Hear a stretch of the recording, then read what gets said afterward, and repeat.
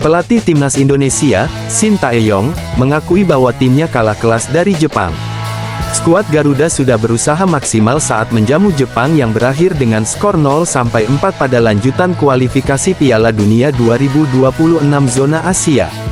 Sesuai prediksi, tim tamu akan tampil menyerang sejak menit awal yang membuat Indonesia lebih sibuk membangun pertahanan. Tentunya, semua pemain sudah berusaha maksimal meski lawan mereka adalah raksasa Asia dan layak mendapatkan kemenangan di laga tersebut. Shin Tae-yong menjelaskan, ada perbedaan yang cukup jauh antara Indonesia dan Jepang. Secara ranking FIFA, Jepang berada di posisi ke-15 sementara Indonesia pada di 130. Ini cukup menunjukkan bagaimana kualitas Jepang di atas lapangan.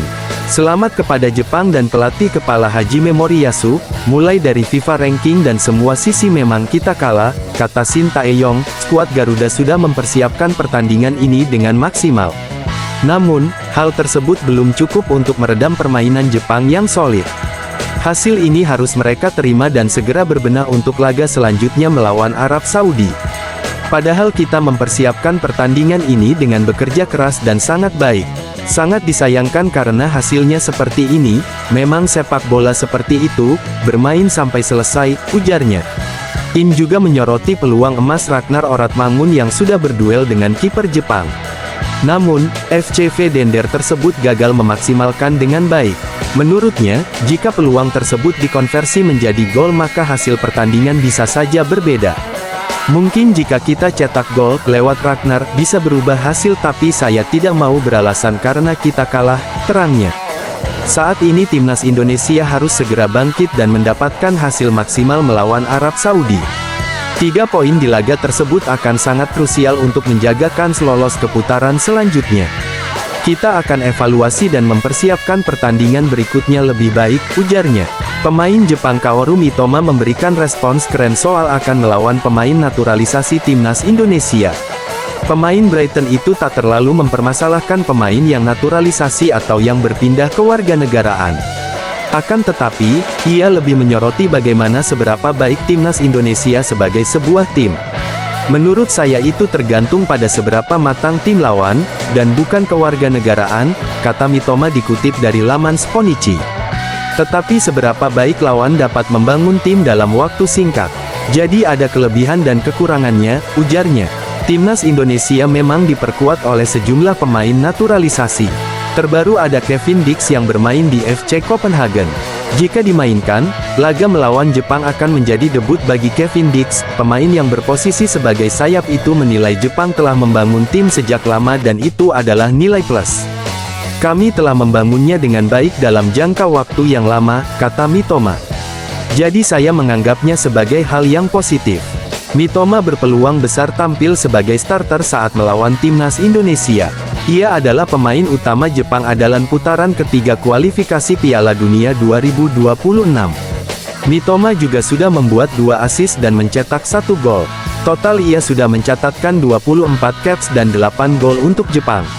Baca juga, jadwal siaran langsung Timnas Indonesia vs Jepang di kualifikasi Piala Dunia 2026, live RCTI.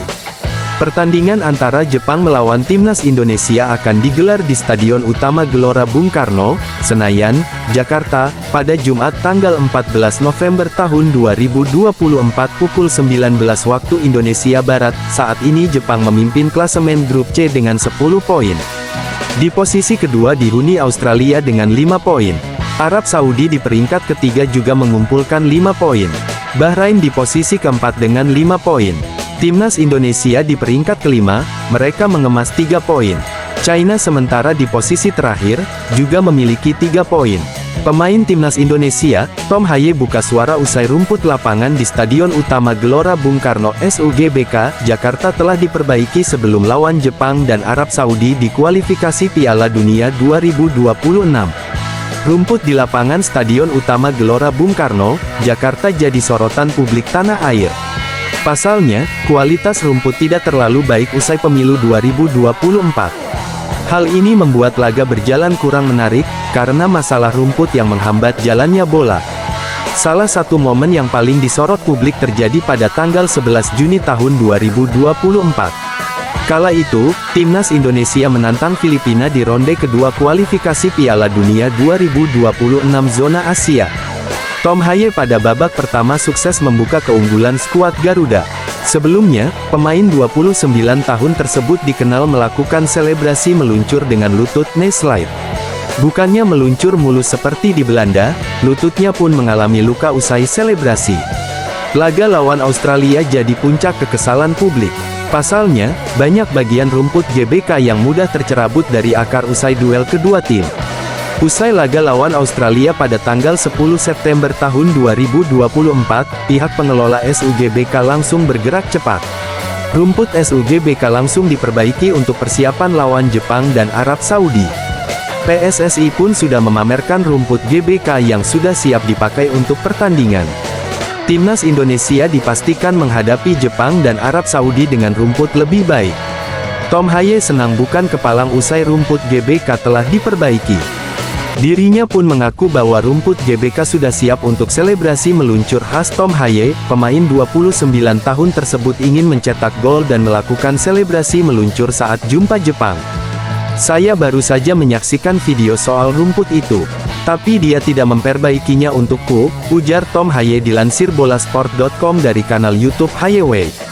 Saya baru menyaksikan video dari Coach Justin dan itu menyebar luas di media sosial dan dia menunjukkan padaku rumput baru di Stadion GBK. Jadi, lapangan tersebut sudah siap untuk selebrasi Nesilde saya.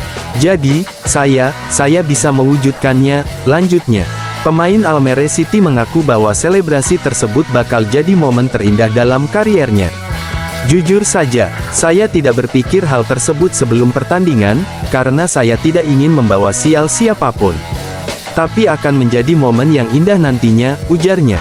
Winger timnas Jepang, Kaoru Mitoma, mengusung misi balas dendam dan penebus rasa penasaran ketika kembali berlaga di Indonesia di kualifikasi Piala Dunia 2026. Kaoru Mitoma merupakan salah satu bintang timnas Jepang yang siap terjun menghadapi Indonesia. Samurai Biru melakoni laga tandang di markas timnas Indonesia, Gelora Bung Karno, pada putaran ketiga kualifikasi Piala Dunia 2026. Lakon matchday 5 di grup C tersebut mengambil waktu kick-off, Jumat tanggal 15 November tahun 2024 pukul 19 waktu Indonesia Barat. Dikutip bolasport.com dari media top Jepang, Sports Nippon atau Sponichi, Mitoma ingin menghapus memori pahit 6 tahun lalu di Indonesia.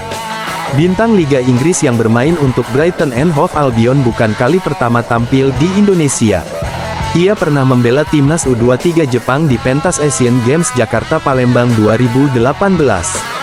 Barisan samurai muda tergabung di grup D bersama Vietnam, Pakistan, dan Nepal.